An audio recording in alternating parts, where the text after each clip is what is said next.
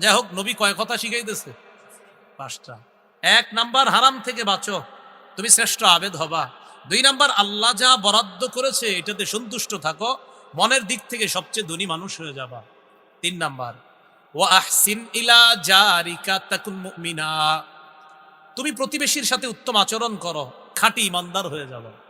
4 number, ওয়া আহিব্বা লিন্নাস মা তুহিব্বু লিনাফসিকা তাকুন মুসলিমা, তুমি নিজের জন্য যা পছন্দ করো মানুষের জন্য সেটা পছন্দ করবা, খাঁটি মুসলমান হয়ে যাবা।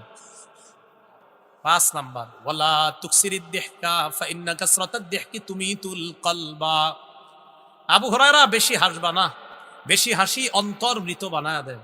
অধিক পরিমাণে হাসবা না, বেশি হাসি অন্তরকে মৃত বানিয়ে দেয়। আল্লাহ আমাদের সকলকে এই 5টি উপদেশ আমাদের জীবনে বাস্তবায়ন যেন করতে পারি, অন্যদেরকে যেন আমরা শিখিয়ে দিতে পারি। আল্লাহ তৌফিক দান করেন।